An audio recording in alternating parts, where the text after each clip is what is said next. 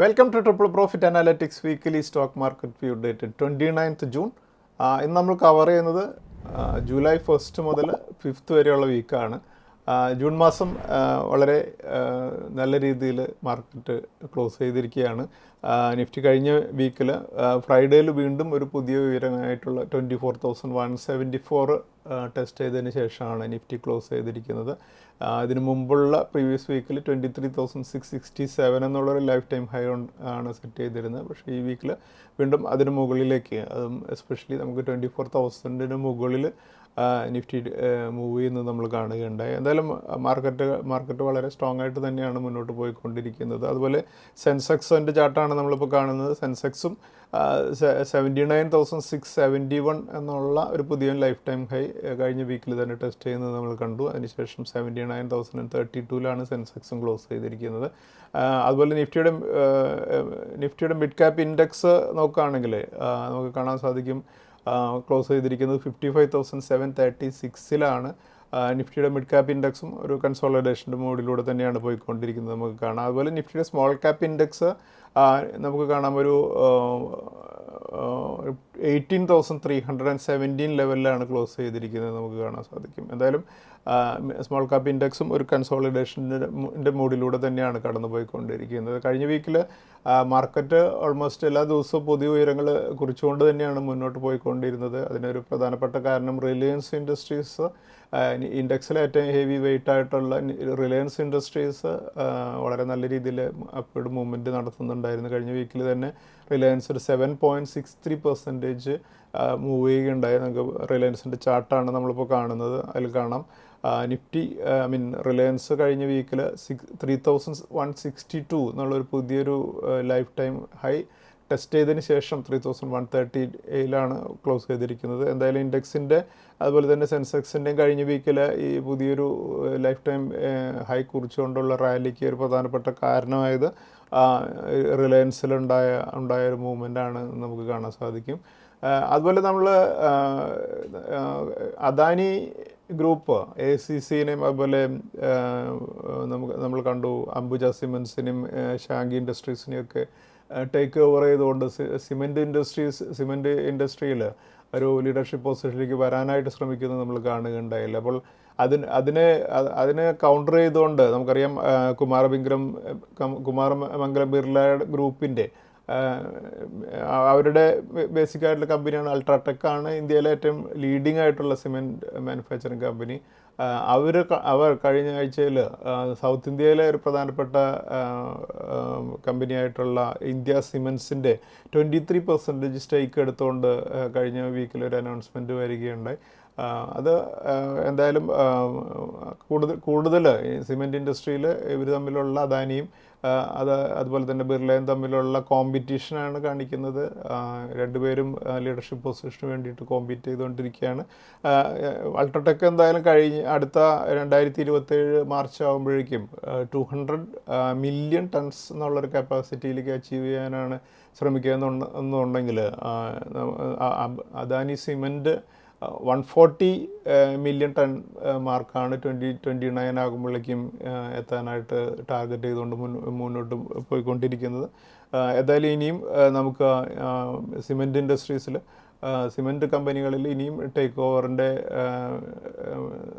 ആയിട്ടുള്ള ശ്രമങ്ങൾ നമുക്ക് ഇനിയും കാണാൻ സാധിക്കുമെന്ന് തന്നെ നമുക്ക് പ്രതീക്ഷിക്കാം. നമ്മളിപ്പോൾ കാണുന്നത് ഇന്ത്യ സിമെൻറ്റിൻ്റെ ചാർട്ടാണ്. ഇന്ത്യ സിമെൻറ്റ് കഴിഞ്ഞ വീക്കിൽ വലിയ റാലിയോടുകൂടി 307 വരെ മൂവ് ചെയ്തിരിക്കുന്നത് നമുക്ക് കാണാം. അതിനുശേഷം 293 ക്ലോസ് ചെയ്തിരിക്കുന്നത്. എന്തായാലും ഈ അക്വിസിഷനോടുകൂടി ഇന്ത്യ സിമെൻറ്റ് കുറച്ചുകൂടെ ആക്റ്റീവായിരിക്കും. നമ്മളെപ്പോഴും നമ്മുടെ വീഡിയോയിൽ കാണുന്ന എല്ലാവരുടെ അടുത്തും എങ്ങനെയാണ് നമ്മളൊരു ചെറിയ രീതിയിലാണെങ്കിലും സ്റ്റോക്ക് മാർക്കറ്റിൽ ഇൻവെസ്റ്റ്മെൻറ്റ് സ്റ്റാർട്ട് ചെയ്ത് കൂടുതൽ ഇൻവെസ്റ്റ്മെൻറ്റുകൾ ചെയ്ത് പിന്നീട് കുറേയധികം പ്രോഫിറ്റുകളോട് ആഡ് ചെയ്ത് കഴിയുമ്പോൾ നമ്മുടെ പോർട്ട്ഫോളിയോ 1 crore അതിന് മുകളിലേക്കൊക്കെ എത്തുക എന്നുള്ള കാര്യം നമ്മൾ സംസാരിക്കാറുണ്ട്. പലരും അതിനെ പ്രാക്ടിക്കലി അങ്ങനെ ചെയ്യാൻ സാധിക്കുമെന്നുള്ളത് വിശ്വസിച്ചിരുന്നില്ല എന്നുണ്ടെങ്കിലും നമുക്കറിയാം നമ്മുടെ കുറേ വ്യൂവേഴ്സും നമ്മുടെ ക്ലയൻസും എല്ലാം ഇപ്പോൾ കുറച്ച് കാലമായിട്ടൊക്കെ 1 crore പോർട്ട്ഫോളിയോ എത്തിയ കാര്യങ്ങൾ നമ്മളെടുത്ത് സംസാരിക്കാറുണ്ട്, നമ്മൾ വീഡിയോയിലും സംസാരിക്കാറുണ്ടല്ലേ. അപ്പോൾ പലരും ഇപ്പോൾ മാർക്കറ്റിൽ നിന്ന് അങ്ങനെ അതുപോലെയുള്ളൊരു പോർട്ട്ഫോളിയോ ക്രിയേറ്റ് ചെയ്യാൻ സാധിക്കുമെന്നുള്ളൊരു കോൺഫിഡൻസ് ഉള്ളവരാണ്. അതിൽ നമുക്കറിയാം, എനിക്ക് കഴിഞ്ഞ ആഴ്ചയിൽ നമ്മുടെ ഒരു ക്ലയൻറ്റ് അദ്ദേഹത്തിൻ്റെ പോർട്ട്ഫോളിയോ 2 crore റീച്ച് ചെയ്യുന്നു എന്നുള്ളൊരു മെസ്സേജ് അയക്കുകയുണ്ടായി. അദ്ദേഹത്തിൻ്റെ ഒരു പോർട്ട്ഫോളിയോയുടെ ഒരു സ്ക്രീൻഷോട്ടാണ് നമ്മൾ കാണുന്നത്. ഓൾമോസ്റ്റ് ഒരു 1,94,00,000 പോർട്ട്ഫോളിയോ റീച്ച് ചെയ്തതിന് ശേഷം അദ്ദേഹം അയച്ചൊരു മെസ്സേജാണ്. അപ്പോൾ അധികം വൈകാതെ അദ്ദേഹത്തിൻ്റെ പോർട്ട്ഫോളിയോ 2 crore എത്തും എന്ന് തന്നെയാണ് എന്ന് നമുക്ക് എക്സ്പെക്റ്റ് ചെയ്യാം. ഇത് നമ്മൾ മാർക്കറ്റിൽ ഇൻവെസ്റ്റ്മെൻറ്റ് നടത്തുന്ന എല്ലാവരും മനസ്സിലാക്കേണ്ട ഒരു കാര്യമാണ്. ആദ്യം നമ്മൾ ഇനീഷ്യലി നമ്മളൊരു 10 lakhs ഒരു 20 lakhs ഒക്കെ നമ്മൾ ആണ് വെച്ച് തുടങ്ങുന്നതെന്നുണ്ടെങ്കിലും ഓവർ പീരിയഡ് മാർക്കറ്റിൽ നിന്നുള്ള പ്രോഫിറ്റും നമ്മൾ ആഡ് ചെയ്യുന്ന ഫണ്ടുകളെല്ലാം കൂടെ 1 crore ആവുകയും വീണ്ടും അത് നമ്മളത് കണ്ടിന്യൂ ചെയ്യുമ്പോഴാണ് വീണ്ടും അത് 2 crore അതിന് മുകളിലേക്ക് 5 crore 10 crore എത്തിക്കാൻ സാധിക്കുകയല്ലേ. അപ്പോൾ നമ്മൾ തന്നെ അതാണ് നമ്മൾ ചെയ്യാൻ ഉദ്ദേശിക്കുന്നത് എന്നുള്ളൊരു കോൺഫിഡൻസോടുകൂടി കണ്ടിന്യൂ ചെയ്തുകൊണ്ടിരിക്കുകയാണെങ്കിൽ നമുക്കിതെല്ലാം അച്ചീവ് ചെയ്യാൻ സാധിക്കുമെന്നുള്ളതിനൊരു വളരെ ക്ലിയർ ആയിട്ടുള്ളൊരു എക്സാമ്പിളാണ് അദ്ദേഹമൊക്കെ ഒരു ജസ്റ്റ് ഒരു 3 years മുമ്പ് സ്റ്റോക്ക് മാർക്കറ്റിലേക്ക് വരികയും അതിനുശേഷം ഈ റിയൽ എസ്റ്റേറ്റ് എന്നുള്ളൊരു ഇൻവെസ്റ്റ്മെൻറ്റ് ഓപ്പർച്യൂണിറ്റി ഇല്ലാതായതിനു ശേഷം മാർക്കറ്റിലേക്ക് വന്ന് ഇൻവെസ്റ്റ്മെൻറ്റ് തുടങ്ങുകയും അതിനുശേഷം കൃത്യമായിട്ടുള്ള ഇതിൻ്റെ പൊട്ടൻഷ്യൽ മനസ്സിലാക്കിയതിന് ശേഷം ഇൻവെസ്റ്റ്മെൻറ്റുകൾ നടത്തിയപ്പോൾ അദ്ദേഹത്തിന് അതുപോലെയുള്ള നല്ല പ്രോഫിറ്റ്സ് കൂടെ ആഡ് ചെയ്തതിന് ശേഷമാണ് ഇതുപോലെയുള്ള പ്രോഫിറ്റ്സിലേക്ക് വന്നിരിക്കുന്നത്. നമ്മൾ കഴിഞ്ഞ വീക്കിൽ ഇതുപോലെ തന്നെ ഒരു ഡിസ്കസ് ചെയ്തൊരു കാര്യമാണ്. മറ്റൊരു ക്ലയൻറ്റ് അദ്ദേഹത്തിൻ്റെ പോർട്ട്ഫോളിയോ അദ്ദേഹത്തിൻ്റെ വൈഫിൻ്റെ പേരിലുള്ള പോർട്ട്ഫോളിയോ 1 crore എത്തിയതിന് ശേഷം അദ്ദേഹം അയച്ചൊരു ഒരു ഫീഡ്ബാക്കിൻ്റെ കൂടെ നമ്മൾ കഴിഞ്ഞ വീക്കിലും കാണുകയുണ്ടായില്ല. അപ്പോൾ സ്റ്റോക്ക് മാർക്കറ്റിൽ നമ്മുടെ പോർട്ട്ഫോളിയോ 1 crore അല്ലെങ്കിൽ 2 crore ഒക്കെ എത്തിക്കാനായിട്ട് നമ്മുടെ ഭാഗത്തു നിന്നുള്ള ആത്മാർത്ഥമായിട്ടുള്ള ഒരു കോൺഫിഡൻസോട് കൂടിയല്ല ഒരു ആക്ഷൻ ഉണ്ടാവുകയാണെങ്കിൽ, അതുപോലെ തന്നെ മാർക്കറ്റിൽ ഇപ്പോൾ നമ്മൾ കഴിഞ്ഞ ഈ ഒരു വർഷത്തിൽ ഇപ്പോൾ എലക്ഷൻ കണ്ടു, അതിലെല്ലാം കഴിഞ്ഞ് എലക്ഷൻ്റേതായിട്ടുള്ള ഒരു വൊളാറ്റിലിറ്റിയും അതുപോലെ തന്നെ നമുക്കറിയാം എല്ലാവരുടെയും നെഗറ്റീവ് ന്യൂസുകളൊക്കെ കുറേ കണ്ടെങ്കിലും അതിനെയൊക്കെ ഇഗ്നോർ ചെയ്തുകൊണ്ട് നമ്മുടെ സ്റ്റോക്ക് മാർക്കറ്റിൽ നല്ല കമ്പനികളിൽ ഇൻവെസ്റ്റ് ചെയ്തിരിക്കുകയാണ്. അതുകൊണ്ട് നമ്മളിതിനെയൊക്കെ ഇഗ്നോർ ചെയ്യേണ്ടതാണെന്നുള്ള ആ ഒരു പേഷ്യൻസോടുകൂടി ആ സ്റ്റോക്കുകളെല്ലാം ഹോൾഡ് ചെയ്തവരൊക്കെ ഇപ്പോഴും വളരെ നല്ല രീതിയിൽ പോർട്ട്ഫോളിയോസ് ഹോൾഡ് ചെയ്തുകൊണ്ടിരിക്കുന്നത് കാണാമല്ലോ. അപ്പോൾ നമുക്ക് ചെറിയ ഇവൻറ്റ്സ് ഒക്കെ ഉള്ളതിനെ ഇഗ്നോർ ചെയ്തുകൊണ്ട് നമ്മുടെ പോർട്ട്ഫോളിയോ നമ്മുടെ ലക്ഷ്യത്തിനെയും മറക്കാതെ മുന്നോട്ട് പോവുകയാണെങ്കിൽ നമുക്ക് നമ്മുടെ പോർട്ട്ഫോളിയോകൾ ഇനിയും അതുപോലെയുള്ള ഹ്യൂജ് എമൗണ്ടുകളിലേക്ക് മാറും. അത് 2-3 കോടിയൊക്കെ ആയിക്കഴിഞ്ഞാൽ പിന്നെ നമ്മുടെ ഇൻവെസ്റ്റ്മെൻറ്റ് തന്നെ അതിനെ നല്ല രീതിയിലേക്ക് ഗ്രോ ചെയ്യാനായിട്ട് ഹെൽപ്പ് ചെയ്യുകയും ചെയ്യുമല്ലോ. അപ്പോൾ ആ ഒരു ലക്ഷ്യത്തോടു കൂടി ആയിരിക്കണം ഓരോ ഇൻവെസ്റ്റേഴ്സും സ്റ്റോക്ക് മാർക്കറ്റിലേക്ക് വരേണ്ടത്. ഇവിടെ ഇതിൽ പ്രാക്ടിക്കലി നടക്കാൻ സാധിക്കുമെന്നുള്ളത് നമ്മുടെ ക്ലയൻസിൻ്റെ എല്ലാം ഈ എക്സ്പീരിയൻസിൽ നിന്ന് നിങ്ങൾക്ക് മനസ്സിലാക്കാനായിട്ട് സാധിക്കും. അതുപോലെ കഴിഞ്ഞ വീക്കിൽ ഒരു മെഡിക്കാമെൻ ഓർഗാനിക്സ് എന്നുള്ളൊരു സ്റ്റോക്ക് കഴിഞ്ഞ NSEയുടെ SME പ്ലാറ്റ്ഫോമിൽ ലിസ്റ്റ് ചെയ്യുകയുണ്ടായി. ഈ സ്റ്റോക്ക് ഒരു മൾട്ടി ബാഗർ ആയിട്ടുള്ളൊരു ലിസ്റ്റിംഗ് ആണ് നടന്നത്. 305% പ്രീമിയത്തോടു കൂടിയാണ് അത് ലിസ്റ്റ് ചെയ്തിരിക്കുന്നത്. കമ്പനി ഫാർമസ്യൂട്ടിക്കൽ പ്രോഡക്ട്സിൻ്റെ മാനുഫാക്ചറിങ്ങിലുള്ളൊരു കമ്പനിയാണ്. എന്തായാലും വളരെ നല്ല രീതിയിലുള്ളൊരു ലിസ്റ്റിംഗ് ആണ് ഈ NSEയുടെ SME പ്ലാറ്റ്ഫോമിലുള്ള കമ്പനി നടത്തിയിരിക്കുന്നത്. എന്തായാലും സ്റ്റോക്ക് ഒരു 34 rupeesന് ഇഷ്യൂ ചെയ്ത സ്റ്റോക്ക് ലിസ്റ്റ് ചെയ്തത് 137.85 ഓൾമോസ്റ്റ് ഒരു 325% പ്രീമിയത്തോടു കൂടിയാണ് സ്റ്റോക്ക് ലിസ്റ്റ് ചെയ്തത്. അതുപോലെ നമ്മുടെ ലാസ്റ്റ് വീക്കിൽ ടെക്നിക്കൽ പിക്കായിരുന്ന കല്യാൺ ജ്വല്ലേഴ്സ് നമ്മൾ 453 നിന്നൊരു 498 വരെയുള്ള ഒരു മൂവ്മെൻ്റ് ആയിരുന്നു നമ്മൾ അന്ന് ഡിസ്കസ് ചെയ്തതെന്നുണ്ടെങ്കിൽ ഈ സ്റ്റോക്ക് കഴിഞ്ഞ വീക്കിൽ 546 ഒരു ഹൈ സെറ്റ് ചെയ്തതിന് ശേഷം നിയർലി ഒരു 502 ക്ലോസ് ചെയ്തിരുന്നത്. അതുപോലെ നമ്മളതിന് മുമ്പും നമ്മൾ ഡിസ്കസ് ചെയ്തിട്ടുള്ള കഴിഞ്ഞ മാസത്തെ ഡിസ്കസ് ചെയ്തിട്ടുള്ള ഒരു സ്റ്റോക്ക്, ഒരു CDSL എന്നുള്ള സ്റ്റോക്ക്, നമ്മുടെ സ്റ്റോക്ക് ഓഫ് ദി വീക്കായിട്ട് നമ്മൾ ഡിസ്കസ് ചെയ്തിരുന്ന സ്റ്റോക്ക്, അത് നമ്മൾ എക്സ്പെക്ട് ചെയ്തിരുന്നത് 2010 മുതൽ 2200 വരെയുള്ളൊരു മൂവ്മെൻ്റ് ആയിരുന്നു. പക്ഷേ കഴിഞ്ഞ വീക്കിലി സ്റ്റോക്കിൽ ഇത് ഹ്യൂജ് റാലി നടക്കുകയുണ്ടായി. 2407 വരെയുള്ളൊരു മൂവ്മെൻ്റാണ് നമുക്ക് CDSL എന്നുള്ള സ്റ്റോക്കിൽ നമുക്ക് കാണാനായിട്ട് സാധിച്ചത്. അതുപോലെ നമ്മളൊരു സ്റ്റോക്കിനെ കുറച്ച് കൂടുതൽ പീരിയഡ് നമ്മൾ ഹോൾഡ് ചെയ്യാനായിട്ട് ഉദ്ദേശിക്കുന്നുണ്ടെങ്കിൽ അതിനിടയിലുണ്ടാകുന്ന നെഗറ്റീവ് ഇവൻറ്റുകളെ ഒക്കെ നമ്മൾ ഇഗ്നോർ ചെയ്ത് സ്റ്റോക്കിനെ ഹോൾഡ് ചെയ്യേണ്ടി വരും. അതിന് വളരെ കൃത്യമായിട്ടുള്ളൊരു എക്സാമ്പിൾ നമുക്ക് ഒരു ചാർട്ടിൻ്റെ ഹെൽപ്പോട് കൂടി ഞാനൊന്ന് എക്സ്പ്ലെയിൻ ചെയ്യാം. അതിൽ നോക്കൂ, നമ്മളിപ്പോൾ കാണുന്നത് അപ്പോളോ ടയേഴ്സിൻ്റെ ചാർട്ടാണ്. ഈ സ്റ്റോക്ക് നമുക്ക് കാണാൻ സാധിക്കും 2021 പീരിയഡിൽ 100 റുപ്പീസ് ലെവലിൽ ആയിരുന്നു ഈ സ്റ്റോക്ക് ട്രേഡ് ചെയ്തിരുന്നത് നമുക്ക് കാണാൻ സാധിക്കുമല്ലോ. അപ്പോൾ അവിടെ ഒരു കറക്ഷൻ നമുക്കറിയാം, കോവിഡിൻ്റെ ആ പീരീഡിലൊക്കെ ഉണ്ടായ ഒരു കറക്ഷന് ശേഷം വീണ്ടും 100ലേക്ക് വന്നതിന് ശേഷം ആ സ്റ്റോക്ക് അവിടെ ഒരു കൺസോളിഡേഷൻ നടത്തുന്നത് നമുക്ക് കാണാൻ സാധിക്കും. അതിന് ശേഷം അതിൽ മുകളിലേക്ക് വീണ്ടും ഈ സ്റ്റോക്ക് ഒരു 200 ലെവൽ വന്നതിന് ശേഷം അവിടെയും വീണ്ടും ഒരു കറക്ഷൻ നടക്കുന്നുണ്ടായിരിക്കും. അപ്പോൾ അവിടെ നമ്മുടെ ആ സ്റ്റോക്കിനെ എക്സിറ്റ് ചെയ്യാനുള്ള ഒരു ടെൻഡൻസീനെ നമ്മൾ റെസിസ്റ്റ് ചെയ്യാനായിട്ട് പഠിക്കണം. വീണ്ടും ഈ സ്റ്റോക്ക് ഒരു 300 ലെവലിൽ വന്നതിന് ശേഷം ഒരു കറക്ഷനിലൂടെ കടന്നു പോകുന്ന ഒരു സമയമുണ്ട്. അപ്പോഴും നമ്മൾ നമുക്ക് ആ സമയത്തും ആ ഒരു കറക്ഷനിൽ അല്ലെങ്കിൽ ആ കൺസോളിഡേഷൻ്റെ പീരീഡിൽ നമുക്ക് ഈ സ്റ്റോക്കിനെ എക്സിറ്റ് ചെയ്യാനായിട്ടുള്ളൊരു ടെൻഡൻസി ഉണ്ടാകാനുള്ള പോസിബിലിറ്റി ഉണ്ട്. പക്ഷേ നമ്മൾ അതിനെയും റെസിസ്റ്റ് ചെയ്തുകൊണ്ട് നിൽക്കുകയാണെങ്കിലാണ് നമ്മളിപ്പോൾ ഈ സ്റ്റോക്ക് കഴിഞ്ഞ വീക്കിൽ സ്റ്റോക്ക് ക്ലോസ് ചെയ്തിരിക്കുന്നത് 541 ലെവലിലാണ്. അപ്പോൾ നമുക്ക് ആ 100 മുതൽ 541 വരെയുള്ള റാലിയുടെ ബെനിഫിറ്റ് ലഭിക്കണമെങ്കിൽ ഇടയിലുണ്ടാകുന്ന ചെറിയ കറക്ഷൻസും ആ കൺസോളിഡേഷൻ പീരിയഡിൽ നമ്മൾ പേഷ്യൻസോടുകൂടി ആ സ്റ്റോക്കിൻ്റെ ഒപ്പം തന്നെ നിൽക്കാനായിട്ട് കഴിഞ്ഞാൽ മാത്രമേ നമുക്ക് ഇതുപോലെയുള്ള ഹ്യൂജ് സക്സസ്സുകൾ നമുക്ക് ലോങ് ടേമിലേക്കുള്ള ഇൻവെസ്റ്റ്മെൻറ്റിലുള്ള സ്റ്റോക്കുകളിലൂടെ നേടാനായിട്ട് സാധിക്കും. അപ്പോൾ നമ്മളൊരു സ്റ്റോക്കിനെ നമ്മൾ ലോങ് ടൈമിലേക്ക് ഹോൾഡ് ചെയ്യാൻ ഉദ്ദേശിച്ച് കഴിഞ്ഞിട്ടുണ്ടെങ്കിൽ അത് പ്രാക്ടിക്കൽ വരുന്ന സമയത്ത് വളരെ ബുദ്ധിമുട്ടാണല്ലോ. ഇപ്പോൾ നമുക്കറിയാം, കഴിഞ്ഞ 1-2 മാസമായിട്ടും ഇലക്ഷൻ്റേതായിട്ടുള്ള കുറേ നെഗറ്റീവ് ന്യൂസുകളൊക്കെ നമ്മൾ കാണുകയൊക്കെ ഉണ്ടായി. അപ്പോൾ അങ്ങനെയുള്ള സമയത്ത് ഭയന്ന് സ്റ്റോക്കുകൾ വിൽക്കുകയാണെന്നുണ്ടെങ്കിൽ നമുക്ക് ഇതുപോലെയുള്ള റാലികളിൽ നമുക്ക് ആ ബെനിഫിറ്റുകൾ നമുക്ക് എടുക്കാൻ സാധിക്കില്ല. അപ്പോൾ നമ്മൾ തന്നെ അതേസമയം നമ്മൾ ഷോർട്ട് ടൈം പ്രോഫിറ്റിന് വേണ്ടിയിട്ട് എൻ്റർ ചെയ്തിരിക്കുന്നതാണെന്നുണ്ടെങ്കിൽ ഓരോ റാലികൾ കഴിയുമ്പോൾ നമുക്ക് അതിന് കറക്ഷന് മുന്നോടിയായിട്ടൊക്കെ എക്സിറ്റ് ചെയ്യാം. അപ്പോൾ നമ്മളൊരു ഷോർട്ട് ടൈമിലേക്കാണോ ലോങ് ടൈമിലേക്കാണോ സ്റ്റോക്ക് നമ്മൾ എൻ്റർ ചെയ്തിരിക്കുന്നത്, അതുപോലെ തന്നെ നമ്മൾ ഹോൾഡ് ചെയ്യുന്നത് എന്നുള്ളതിനനുസരിച്ചായിരിക്കും നമ്മുടെ ഇങ്ങനെയുള്ള തീരുമാനങ്ങൾ എടുക്കേണ്ടത്. അതുപോലെ നമ്മൾ ഇതുപോലെ തന്നെ മറ്റൊരു സ്റ്റോക്ക്, നമ്മുടെ കേരള ബേസ്ഡ് ആയിട്ടുള്ള സ്റ്റോക്കാണ് കല്യാൺ ജ്വല്ലേഴ്സിനെ കുറിച്ച്. നമ്മൾ ഈ സ്റ്റോക്കിന് IPO നടക്കുന്ന സമയത്ത് തന്നെ ഇത് സബ്സ്ക്രൈബ് ചെയ്യാൻ പറഞ്ഞുകൊണ്ട് നമ്മളൊരു വീഡിയോ റിലീസ് ചെയ്യുകയാണ്. അത് അന്ന് ഓൾമോസ്റ്റ് IPO അപ്ലൈ ചെയ്ത എല്ലാവർക്കും തന്നെ സ്റ്റോക്ക് ലഭിക്കുകയും ചെയ്തിട്ടുണ്ടായിരുന്നില്ലേ. പക്ഷേ 85 റുപ്പീസിനാണ് 86 റുപ്പീസിൻ്റെ ഒരു ബാൻഡിലായിരുന്നു അതിൻ്റെ IPO നടന്നതെന്നുണ്ടെങ്കിൽ അതിനുശേഷം ഈ സ്റ്റോക്ക് ഒരു കറക്ഷനിലൂടെ IPO പ്രൈസിനൊക്കെ താഴെ കുറേ നാളിൽ ട്രേഡ് ചെയ്യുകയും ഓൾമോസ്റ്റ് IPO ലിസ്റ്റ് ചെയ്ത അന്നൊരു 89 റുപ്പീസോളം വന്നതിന് ശേഷം വീണ്ടും ഒരു 56 ലെവലിലേക്കൊക്കെ ഈ സ്റ്റോക്ക് താഴ്ന്ന് ട്രേഡ് ചെയ്യുകയൊക്കെ ഉണ്ടായിരുന്നില്ല. പക്ഷേ അതിന് ശേഷം ഈ സ്റ്റോക്ക് മുകളിലേക്ക് വന്നപ്പോഴും നമ്മൾ ഈ താഴെ ലെവലിലും വീണ്ടും ഈ സ്റ്റോക്ക് അക്യുമുലേറ്റ് ചെയ്യാനായിട്ടുള്ള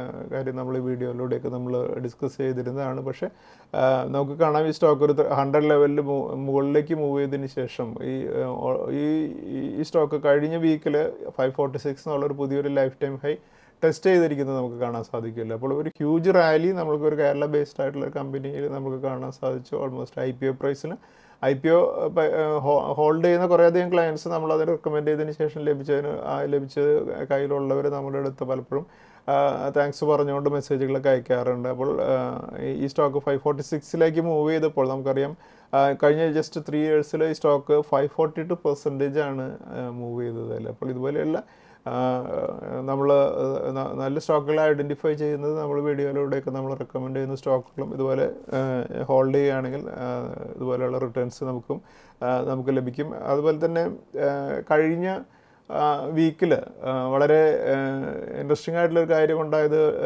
ഈ ടയർ സ്റ്റോക്സുകൾ വളരെ ആക്റ്റീവായിട്ട് ട്രേഡ് ചെയ്ത് ഇന്നുണ്ടായിരുന്നു. അപ്പോൾ അവരുടെ ഒരു ഇംപ്രൂവിങ് ഡിമാൻഡ് ഔട്ട്ലുക്ക്, അതുപോലെ തന്നെ പലരും കഴിഞ്ഞ ദിവസങ്ങളിൽ 1 to 1.25% ഒക്കെ അവരുടെ ടയറിൻ്റെ പ്രൈസുകൾ ഹൈക്ക് ചെയ്തതും ഒക്കെയാണ് വളരെ പോസിറ്റീവായിട്ട് ഈ സ്റ്റോക്കുകളിലൊരു മൂവ്മെൻറ്റിന് ഫ്രൈഡേയിൽ കാരണമായത്.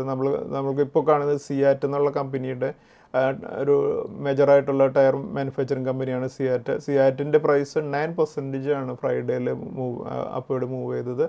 2009-20 വരെ മൂവ് ചെയ്തിരുന്നു.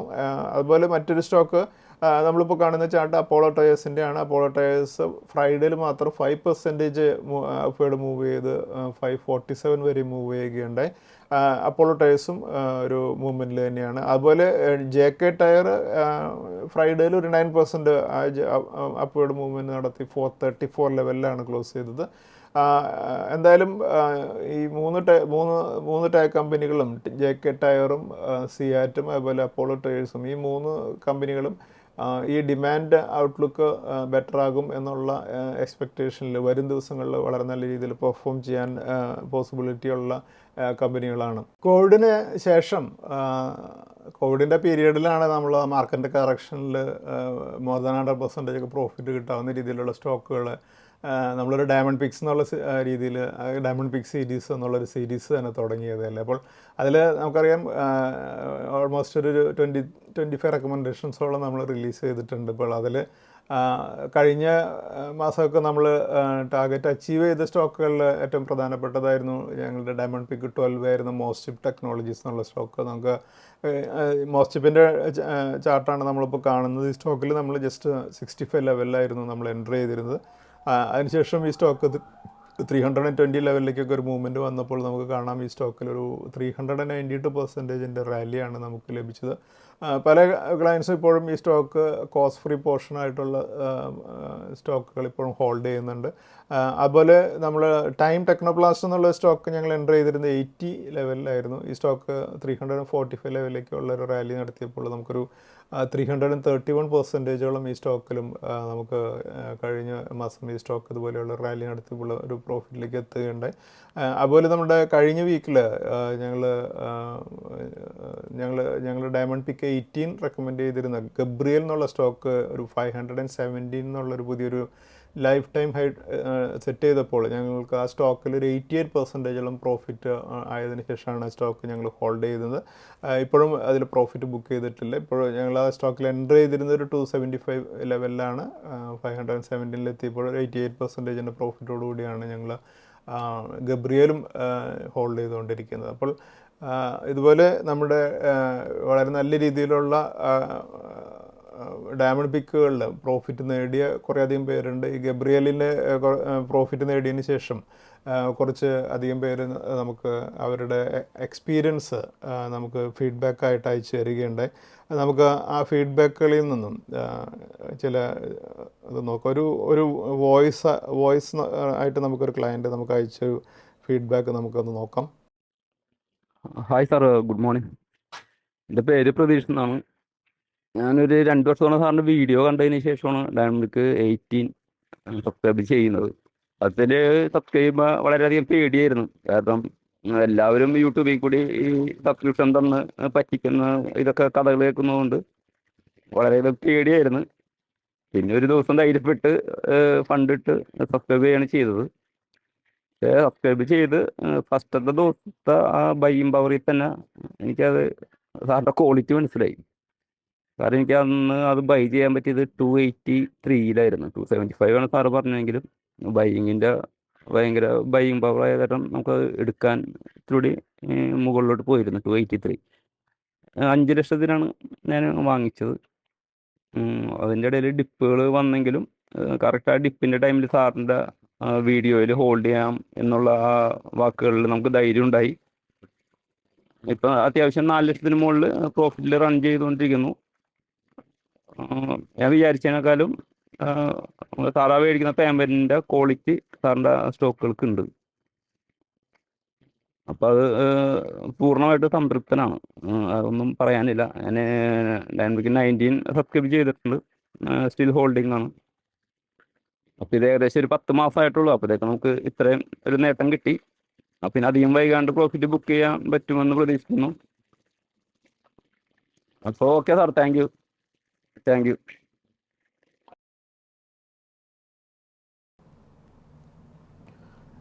അതുപോലെ നമുക്ക് മറ്റൊരു ക്ലയൻറ്റിൻ്റെ ഒരു എക്സ്പീരിയൻസ് നോക്കാം. അദ്ദേഹം sir, I M holding 2000 numbers Gabriel in my portfolio.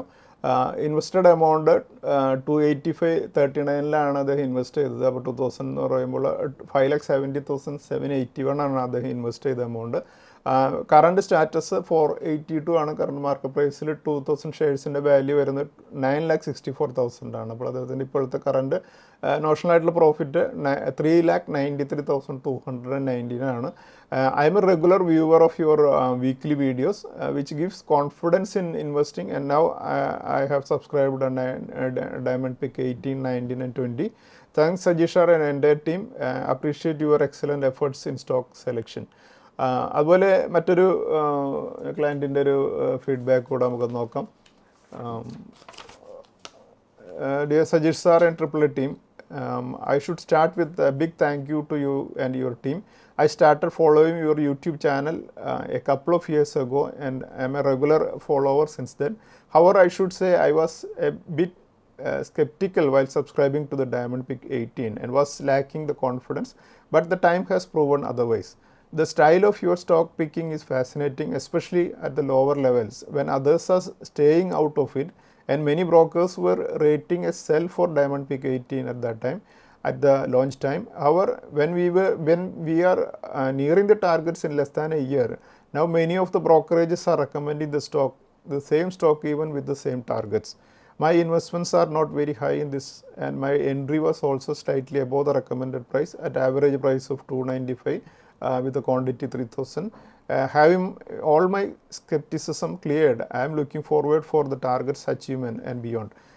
Would surely wanted to continue the journey with many more subscriptions wherever possible, with tons of gratitude. ഒരു ക്ലയൻറ്റ് സ്റ്റോക്ക് മാർക്കറ്റിൽ നിന്നും കൃത്യമായിട്ടും കാര്യങ്ങൾ മനസ്സിലാക്കാനായിട്ട് ഞങ്ങളുടെ ഡയമണ്ട് പിക്ക് 18 എക്സ്പീരിയൻസ് നേടിയതിന് ശേഷം അദ്ദേഹം അയച്ച ഒരു ഫീഡ്ബാക്കാണ്. മറ്റൊരു ക്ലയൻറ്റിൻ്റെ ഒരു എക്സ്പീരിയൻസിലൂടെ നമുക്ക് നോക്കാം. Hello Sajish sir and team. This is first time I am investing more than 5 lakhs in a single stock since I started my journey with AAA back in January 23. Thank you Sajish sir and the entire team for building such confidence in me. I am following your advice of long-term investment with patience during volatility. I bought 3,600 units of at 282 and the current market price is 481, and it is giving me a profit margin of 70% as we speak now. I am patiently holding the entire stock to achieve the target. Once again, my sincere thanks to Sajish sir and team for all the great work they are doing. Keep going എന്നുള്ളൊരു മെസ്സേജാണ്. അതുപോലെ മറ്റൊരു ക്ലയൻറ്റിൻ്റെ കൂടെ ഒരു feedback നമുക്ക് കാണാം. എങ്ങനെയാണ് അദ്ദേഹത്തിന് നമ്മുടെ സർവീസ് ഉപയോഗിച്ചുകൊണ്ട് മാർക്കറ്റിൽ നിന്നും പ്രോഫിറ്റ് നേടാൻ സാധിക്കുന്നത് എന്നുള്ള അദ്ദേഹത്തിൻ്റെ തിരക്കുള്ള ഷെഡ്യൂളിലും പ്രോഫിറ്റ് നേടാൻ സാധിക്കുന്നത് എന്നുള്ളതിൻ്റെ ഒരു എക്സാമ്പിളാണിത്. I started my journey with Sajish sir at AAA Profit 3.5 years ago. The big challenge in front of me is I have a full-time job in which I will have less time for studying share market or gain knowledge for choosing right shares. So Sajish sir's advices are really valuable for a person like me. I started my journey with the AAA by subscribing Sync services with less than 2 lakh investment, and sooner AAA released a Diamond Pick 5, but I had only 1 lakh with me, even though Arun told me it is advisable to have some 3 to 5 lakh investment. But I decided to start investing. Now I have a total investment of nearly 40 lakhs by subscribing many Diamond Picks and adding more capital by saving money every day. And recent Diamond Picks helped me a lot to gain good profit, especially Diamond Pick 13 and Diamond Pick 18. Thanks Sajish sir and team for their effort to make everyone earning money for better tomorrow.